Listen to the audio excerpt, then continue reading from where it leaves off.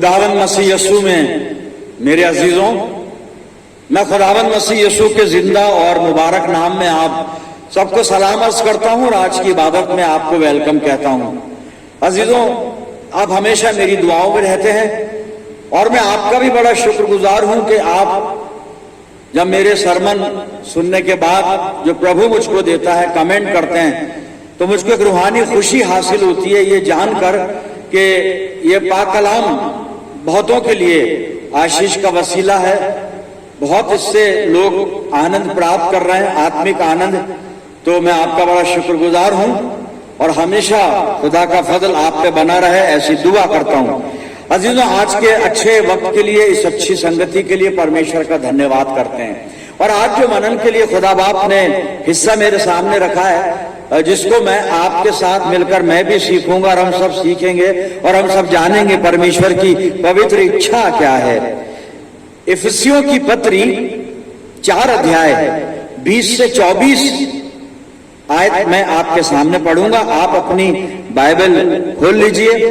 Paul's epistles to Ephesians chapter 4 and verse 20 to 24 मैं पढ़ रहा हूं, आप देखें। मगर तुमने मसीह की ऐसी तालीम नहीं पाई, बल्कि तुमने उस सच्चाई के मुताबिक जो यीशु में है उसी की सुनी और उसमें ये तालीम पाई होगी कि तुम अपने अगले चाल चलन की उस पुरानी इंसानियत को उतार डालो जो फरेब की शहवतों के सबब से खराब होती जाती है, और अपनी अक्ल की रूहानी हालत में नए बनते जाओ और नई इंसानियत को पहनो जो खुदा के मुताबिक सच्चाई की रास्तबाजी और पाकीज़गी में पैदा की गई है। हम इस हिस्से पर आज मनन करेंगे। आइए दुआ करें। खुदावंद मसीह यीशु में प्यारे आसमानी बाप, तेरे शुक्रगुजार हैं इस मुबारक वक्त के लिए। दुआ करते हैं प्यारे पिता परमेश्वर, हम सबको पाक रूह का मसा अता फरमा कि हम पवित्र आत्मा की अगुवाई में होकर तेरे पाक कलाम को सुने, सीखें, समझें और अपनी जिंदगियों में इसको स्थान दें। पिता परमेश्वर, प्रभु हम विनती करते हैं, जब ये वचन रूपी बीज हमारे दिल की जमीन पर गिरता है तो बहुत सा फल लाए प्यारे प्रभु परमेश्वर। खुदा बाप, जब हम तेरी वेदी पे से उठकर रुखसत होते हैं तो तुझसे बहुत सी आत्मिक आशीषें लेकर जाने वाले हों। परमपिता परमेश्वर, हमारे चारों तरफ अपने पाक फरिश्तों की सेना का बाड़ा बांधना कि शैतान किसी भी प्रकार से हमें दखल ना दे सके। प्यारे प्रभु, अपने आप को हर प्रकार से तुझे सौंपते हैं और ये प्रार्थना तेरे प्यारे पुत्र और अपने उद्धार करता प्रभु यीशु मसीह के जिंदा और मुबारक नाम के वसीले से मांगते हैं। सुन और कबूल कर ले, आमीन। अजीजों, एक बार फिर हम परमेश्वर का धन्यवाद करते हैं। मैं आपके सामने अभी पढ़ रहा था इफिसियों की पत्री 4 अध्याय 20 से 24 पद। यहां पर 22 और 24 आयत में 2 बातें पौलुस लिखता है और ये दोनों बातें वो ये कहकर लिख रहा है कि हमने खुदावंद मसीह यीशु से ये शिक्षा पाई है, हमने मसीह यीशु से ये तालीम पाई है हमने। और वो तालीम क्या है? जो प्रभु यीशु मसीह की है, लेकिन पौलुस उसको मेरी और आपकी तरफ बढ़ाता है। और उस तालीम को मैंने 2 पदों में अलग अलग रखकर आपके सामने मैं पेश करना चाहता हूं। पहले आप 22 आयत सुने। 22 आयत में 22 पद में खुदावंद मसीह यीशु की शिक्षा से जो पौलुस ने सीखा वो पौलुस हमें बता रहा है। जी 22 पद पहले सुन लें, मैं पढ़ता हूं, आप अपनी बाइबल में देखें, क्योंकि मैं उर्दू की बाइबल इस्तेमाल करता हूं, लेकिन मैं आपकी सुविधा के लिए मैं हिंदी की बाइबल में से पढ़ देता हूं। इफिसियों 4 और 22 पद पहले पढ़ रहा हूं, आप सुनिए। कि तुम पिछले चाल चलन के पुराने मनुष्य को जो भरमाने वाली अभिलाषाओं के अनुसार भ्रष्ट होता जाता है उतार डालो। फिर 24 पद को सुनिए। और नए मनुष्यत्व को पहन लो जो परमेश्वर के अनुरूप सत्य की धार्मिकता और पवित्रता में सृजा गया है। 22 और 24 पद दो बातें यहां पर अब वचन हमें कह रहा है, या कह लें कि पौलुस हमें कह रहा है, क्योंकि पौलुस ने ये स्पष्ट कर दिया, वो अपने आप को क्रेडिट नहीं देता, खुदावंद मसीह यीशु को जलाल पहुंचा रहा है कि हमने प्रभु से ये तालीम पाई। तो तालीम ये है प्रभु यीशु मसीह में संक्षेप में आपके सामने रख रहा हूं इन दोनों पदों को। एक पद में 22 पद में ये कहा जा रहा है, पाक कलाम कह रहा है हमें कि हम अपनी पुरानी इंसानियत को उतार दें, अपने पुराने मनुष्यत्व को उतार दें, क्योंकि उसमें भरमाने वाली अभिलाषाएं पाई जाती हैं। हमें एक काम ये करना है। फिर 24वें पद में वहां पे बताया जा रहा है, पाक कलाम कह रहा है, या कहने पौलुस कह रहा है, खुदा का बंदा है, कि नई इंसानियत को पहन लो, नई इंसानियत को पहनो जो खुदा के मुताबिक परमेश्वर के अनुसार सत्य की धार्मिकता और पवित्रता में सृजी गई है। तो दो काम करने हैं, पुरानी इंसानियत उतारनी है और नई इंसानियत पहन लेनी है। आज इस पर मनन करेंगे।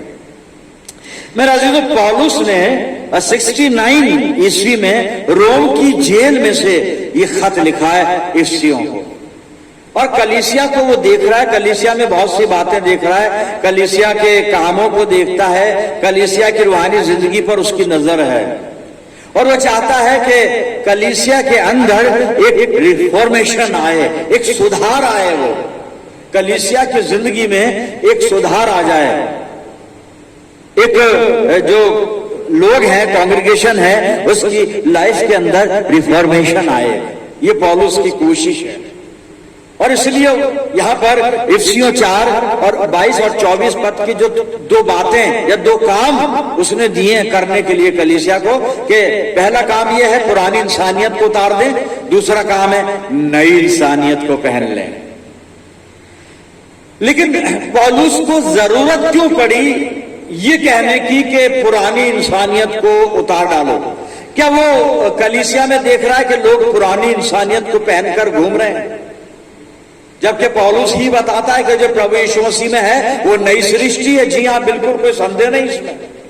लेकिन यहां पे पौलुस कुछ देख रहा है, पौलुस कुछ देख रहा है मेरे अजीजों, और जब वो देख रहा है तो वो ये सलाह दे रहा है कि अब कलीसिया पुरानी इंसानियत को उतार दे, क्योंकि उसको कुछ अशखास, कुछ व्यक्ति कलीसिया में ऐसे भी नजर आ रहे हैं कि जो पुरानी इंसानियत को पहनकर और कलीसिया में मौजूद है। तो बड़े प्यार से, बड़े सलीके से, बड़ी हलीमी नरमी से वो ये सलाह दे रहा है कलीसिया के उन लोगों को जिन्होंने अभी तक पुरानी इंसानियत को नहीं उतारा है, पुराना मनुष्यत्व। और अजीजों, इससे पहले कि मैं आपका ध्यान वो पुराने मनुष्यत्व की तरफ लेकर चलूं, मैं गोश गुजार करना चाहूंगा, आपको ये बात आपके कान तक पहुंचाना चाहूंगा कि ये प्रॉब्लम हर जगह आज भी कहीं ना कहीं मिल जाएगी। ये एक स्वाभाविक बात है ये। जी, तो हम देखें पुराने मनुष्यत्व की बात जो पौलुस कर रहा है, वो पुराना मनुष्यत्व क्या था कलीसिया के कुछ लोगों में, सब में नहीं, कुछ लोगों में, और आज भी कुछ लोगों में ये पुराना मनुष्यत्व है। जी, मैं इफिसियों 4 में फिर आपको लेके चलता हूं और इसके कुछ पद आपके सामने मैं पढ़ूंगा, और वो पद होंगे 25 से 31 आयत तक, बल्कि 29 आयत तक मैं सोचता हूं काफी है। इफिसियों 4 और 25 पद से आप सुनिए। अब ये पुराना मनुष्यत्व की कुछ बातें यहाँ पे लिस्ट की गई हैं, तो मैं आपके सामने पढ़ूंगा। 25 आयत से शुरू करता हूं और 30 पद, 31 पद, बल्कि हम 31 पद तक ले लें, बहुत अच्छा होगा, बात समझ में आई। और सुनिए, ये पुराने मनुष्यत्व की, पुरानी इंसानियत की बातें क्या है जो पौलुस को कलीसिया में दिखाई दे रही हैं। जी, इफिसियों 4:25 से पढ़ रहा हूं। इस कारण झूठ बोलना छोड़कर हर एक अपने पड़ोसी से सच बोले। झूठ बोलते हैं क्योंकि हम आपस में एक दूसरे के अंग हैं। 26 पद में, क्रोध तो करो पर पाप मत करो, सूर्य अस्त होने तक तुम्हारा क्रोध ना रहे। क्रोध करते हैं, गुस्सा करते हैं, और ये जो गुस्सा है ये भी पाप है मेरे जीवन। 27 पद कहता है, और न शैतान को अवसर दो। हम शैतान को मौका देते हैं गुनाह करके। आगे लिखता है 28 पद में, चोरी करने वाला फिर चोरी ना करे, वरन भले काम करने में अपने हाथों से परिश्रम करे, इसलिए कि जिसे प्रयोजन हो उसे देने को उसके पास कुछ हो। कोई गंदी बात तुम्हारे मुंह से ना निकले, पर आवश्यकता के अनुसार वही निकले जो उन्नति के लिए उत्तम हो, ताकि उससे सुनने वालों पर अनुग्रह हो। 30 पद में, परमेश्वर के पवित्र आत्मा को शोकित मत करो, जिससे तुम पर छुटकारे के दिन के लिए छाप दी गई है।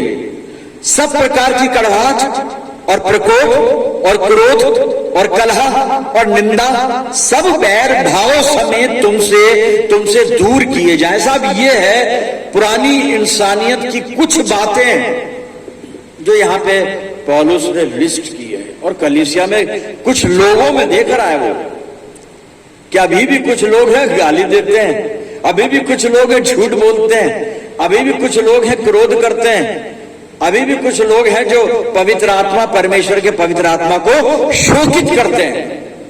और ये मंडली के बाहर नहीं, मंडली के अंदर है। इसलिए पौलुस निवेदन करता है उनको, ये 2 काम उसने दे दिए निवेदन के तौर पर, या हम कह लें हिदायत कर रहा है कि भाई पुरानी इंसानियत को उतारो, पुराने मनुष्यत्व को उतारो और फिर नए मनुष्यत्व को पहन लो। आज हम क्या निर्णय लेंगे इस आराधना में? पहले तो अपनी जिंदगी को हम जांचें कि क्या हमने पुराना मनुष्यत्व उतारा या नहीं उतारा। अगर ये बातें जो मैंने इफिसियों 4:25 से 31 तक आपके सामने पढ़ी थी हमारे जीवन में आज तक विद्यमान है, तो इसका मतलब हमने अपने पुराने मनुष्यत्व को नहीं उतारा है। उतारना पड़ेगा। और कैसे उतारेंगे? ये सारी बातें जो अभी लिखी यहाँ पे हमने पढ़ी है ना, जो यहाँ पे लिखी गई हैं, इनको अपने जीवन से बाहर करना पड़ेगा। जितनी भी नेगेटिव बातें हैं जो एक मसीह विश्वासी को शोभा नहीं देती, ये प्रभु को ये बातें पसंद नहीं आती, ये हमारे प्रभु यीशु मसीह के लिए ये सारी बातें उसकी महिमा के ठोकर का कारण बनता है। हमारे प्रभु यीशु मसीह का नाम बदनाम होता है, खराब होता है। अगर ये बातें जितनी मैंने अभी पढ़ी थी आपके सामने अगर हमारे जीवन में है तो दूर कर दें, हम दूर करना पड़ेगा। और बड़ी ये स्वाभाविक बातें हैं जो ये हमारे स्वाभाविक गुण के अंदर पाई जाती है। साहब, ये असंभव नहीं है। ये क्या आप सोचेंगे नहीं भाई साहब तो असंभव बात आप कर रहे हैं, ऐसा नहीं है, ऐसा नहीं होता जी। नहीं, हाँ सबके जीवन में ऐसा नहीं है, लेकिन कुछ लोग बाकी है मेरे अजीजों। अगर मैं ये सारी बातें नहीं करता हूं अपने जीवन में, और मैंने पुराने मनुष्यत्व को अगर उतार दिया है, मैंने उतार दिया, लेकिन अगर मेरे भाई ने, मेरी बहन ने नहीं उतारा तो मुझे उसकी चिंता करनी है ना। मैं ये कहकर अपने हाथ नहीं धो सकता कि साहब उनका हमें क्या पता, हम तो बहुत अच्छे हैं, हम तो हर तरह से पवित्र हैं, कोई गंदी बात हमारे मुंह से नहीं निकलती, हम कभी चोरी नहीं करते, हम कभी गुस्सा नहीं करते, हम कभी पवित्र आत्मा को शोकित नहीं करते, हम तो पूरी तरह से धार्मिक हैं। नहीं, हम हैं, हो सकता है हमें, और है तो बहुत अच्छी बात है, होना भी चाहिए।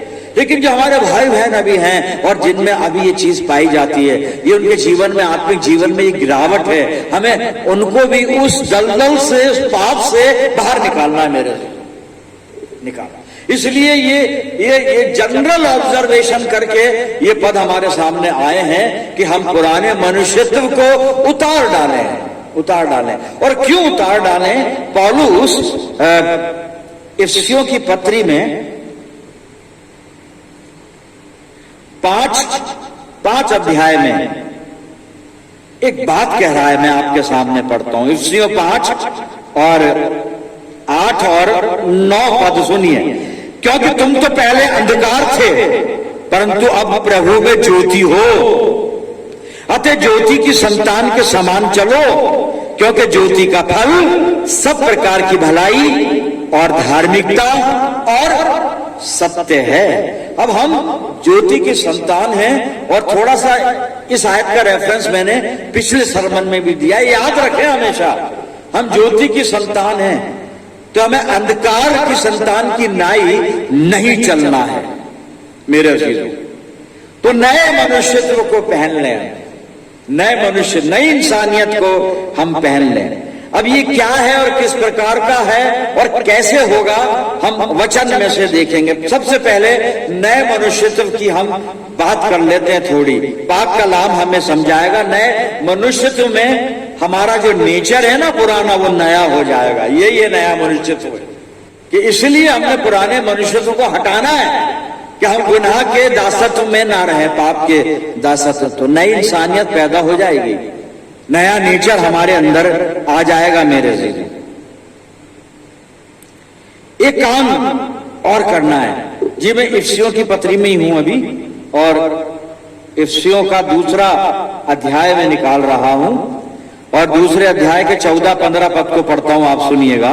क्योंकि वही हमारा मेल है जिसने दोनों को एक कर लिया और अलग करने वाली दीवार को जो बीच में थी ढा दिया। ये दीवार क्या थी? पाप, गुनाह बीच में थी, ढा दिया। और अपने शरीर में बैर अर्थात वो व्यवस्था जिसकी आज्ञाएं विधियों की रीति पर थी, मिटा दिया कि दोनों से अपने में एक नया मनुष्य उत्पन्न करके मेल करा दे। हमें नया मनुष्य बना के खुदा के साथ, परमेश्वर के साथ हमारा मेल करा दे। यह है साहब नया मनुष्यत्व। और यीशु मसीह ने ये काम किया है। उसने प्रोविजन हमारे लिए कर दिया, उसने प्रोसीजर हमें बता दिया, उसने हमारे लिए जरिए वसीले पैदा कर दिए। अब एफर्ट हमें करना है, अब रिस्पॉन्स हमें देना है, और हमें अपने नेचर को बदल के नया मनुष्यत्व इख्तियार कर लेना है, ग्रहण कर लेना है। मेरे चीज ये है वो नया आदमी या नया मनुष्यत्व, नया नेचर जिसकी बात की जा रही है। एक काम और करना पड़ेगा नए मनुष्यत्व को पहनने के लिए, क्योंकि जब हम ये 2-3 काम कर लेंगे तो नया मनुष्यत्व उत्पन्न हो जाएगा हमारे अंदर, और फिर हम पौलुस के कहने को पूरा कर देंगे कि नई इंसानियत को पहन लो। हम पहन चुकेंगे नई इंसानियत। पहला तो ये जब 2 हवाले मैंने पढ़े, रोमियो 6 में से, इफिसियों 2 में से। अब एक और चीज देखिए, जहां पे हैगा आज्ञा पालन की बात आती है जी। मैं पहला यूहन्ना निकाल रहा हूं, यूहन्ना की पहली पत्री, और इसका दूसरा अध्याय, यूहन्ना की पहली पत्री 2 अध्याय 4 से 6 पद को आप सुनिएगा क्या लिखा है यहाँ पे। जो कोई ये कहता है मैं उसे जान गया हूं, किसको जान गया हूं? प्रभु यीशु मसीह को। जो कोई ये कहता है मैं उसे जान गया हूं और उसकी आज्ञाओं को नहीं मानता, वो झूठा है। आज्ञा माननी है, आज्ञा पालन। नए मनुष्यत्व का दूसरा गुण है आज्ञा पालन।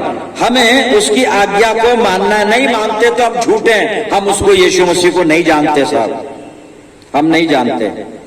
वो झूठा है और उसमें सत्य नहीं, उसमें सत्य नहीं जी। मैं आगे भी पढ़ रहा हूं, 6 पद तक पढ़ूंगा। पर जो कोई उसके वचन पर चले उसमें सचमुच परमेश्वर का प्रेम सिद्ध हुआ है। इसी से हम जानते हैं कि हम उसमें हैं। जो कोई ये कहता है कि मैं उसमें बना रहता हूं, उसे चाहिए कि आप भी वैसा ही चले जैसा कि वो चलता था, हमारा प्रभु यीशु मसीह चलता था। ये दूसरी चीज हमें अपने जीवन में लानी है, आज्ञा पालन। आज्ञा, कौन सी आज्ञा? प्रभु यीशु मसीह ने जो आज्ञा हमें दिए, वचन जो हमें आज्ञा देता है, हमारे आसमानी बाप ने जो हमको अहकाम यानी आज्ञाएं दिए, हमें उनका पालन करना मेरे अजीजों। और एक तीसरा काम और करना है, वो तीसरा काम फिलिप्पियों की पत्री में मिलेगा। फिलिप्पियों की पत्री और उसका पहला अध्याय और 21 पद आप देखिए, पौलुस कुछ बता रहा है। फिलिप्पियों 1:21, क्योंकि मेरे लिए जीवित रहना मसीह है और मर जाना लाभ है। मसीह के लिए जी रहा है, जी भी मसीह के लिए रहा है, और कहता है अगर मैं मरूंगा भी तो मसीह के लिए ही मरूंगा मैं। इसका जीना मरना सब प्रभु यीशु मसीह के लिए, ऐसा यीशु मसीह के लिए जीना शुरू कर दें। यह है नया मनुष्यत्व पहनना। 3 बातें यहां पे वचन ने बताई हैं। नए अपने नेचर को नया बना लें, नए इंसान बन जाएं, नया स्वभाव पैदा कर लें, आदतें पवित्र कर लें, अच्छी कर लें। दूसरे में है आज्ञा पालन, प्रभु यीशु मसीह के आज्ञाकारी शिष्य बन जाएं। और तीसरी बात बताइए, मसीह के लिए जीना शुरू कर दें साहब। और जब ये 3 काम हम अपने जीवन में करेंगे ना, तो नया मनुष्य जो है हमारे जीवन में शुरू हो जाएगा, शुरू हो जाएगा, शुरू हो जाएगा और फिर पूरा हो जाएगा। वो हम नए मनुष्यत्व को पहन लेंगे। और बस अब आखिर में जो काम हमको और करना है एक, वो हम पढ़ते हैं, फिर प्रार्थना करेंगे। जी मैंने पतरस की पहली पत्री निकाली है, पहला पतरस पहला अध्याय और 14 और 15 पद में आपके सामने पढ़ना चाहूंगा, सुन लीजिए। आज्ञाकारी बालकों के समान अपनी अज्ञानता के समय की पुरानी अभिलाषाओं के सदृश ना चलो। वही बात है, वही थॉट है, वही याद दिलाया जा रहा है। हम भूल जाते हैं, संडे को सुबह सुनते हैं, संडे की शाम तक भूल जाते हैं। ये हमारा नेचर है, अच्छी बातें जल्दी भूलते हैं, बुरी बातें बहुत दिन तक याद रहती हैं, बहुत दिन तक याद रहती हैं। ये 15वां पद सुनिए। पर जैसा तुम्हारा बुलाने वाला पवित्र है, वैसे ही तुम भी अपने सारे चाल चलन में पवित्र बनो। पवित्र बनो, पवित्र बनना है मेरे से। खुदा बाप करे कि हम नए मनुष्यत्व को पहन लें, पुरानी इंसानियत को उतार कर फेंक दे मेरे जीजों। क्योंकि परमेश्वर चाहता है, खुदावंद मसीह यीशु चाहता है कि हम उसके बन जाएं, हम उसमें जीना शुरू कर दें, उसके लिए जीना शुरू कर दें मेरे जीजों। परमेश्वर पवित्र आत्मा के द्वारा हम सबको सामर्थ्य दे, हमारी अगुवाई करे कि हम प्रभु यीशु मसीह के लिए जीना शुरू कर दें। आइए दुआ मांगे। खुदावंद मसीह यीशु में प्यारे आसमानी बाप, धन्यवाद करते हैं जीवित वचन के लिए पिता, जो हमको मसीह विश्वास में मजबूत करता है, मसीह जिंदगी में जीने के तौर तरीके हमें सिखाता है। आज प्यारे खुदावन जो भी पाक कलाम ने हमको सिखाया समझाया, होने दे प्रभु हम इसको अपनी जिंदगियों में अमल में लाना शुरू करें, हम प्रभु यीशु मसीह में जीना शुरू कर दें। खुदा बाप हमें ऐसी तौफीक दे। प्यारे परमपिता परमेश्वर, मैं दुआ करता हूं इन सब अजीजों के लिए जो प्रार्थना में मेरे साथ जुड़े हुए हैं, इन सब अजीजों पर तेरी शफकत, रहमत और बरकत का साया हमेशा बना रहे। पिता परमेश्वर, हम सब मिलकर पूरे आलम के लिए दुआएं खैर करते हैं। प्यारे खुदावंद, तू हर प्रकार से हमारी जिंदगियों को अपनी सेवा और अपनी महिमा के लिए इस्तेमाल फरमा। अपना जीवन तेरे इख्तियार में देते हैं पिता परमेश्वर, और ये प्रार्थना तेरे प्यारे पुत्र अपने उद्धार करता प्रभु यीशु मसीह के जिंदा और मुबारक नाम के वसीले से मांगते हैं। सुन और कबूल कर ले, आमीन। अब हमारे प्रभु यीशु मसीह का अनुग्रह, पिता परमेश्वर का प्रेम, पवित्र आत्मा की सहभागिता हम सब के साथ, समस्त विश्वासियों के साथ, हमारी सब मंडलियों के साथ अब से लेकर हमेशा तक होती रहे, आमीन।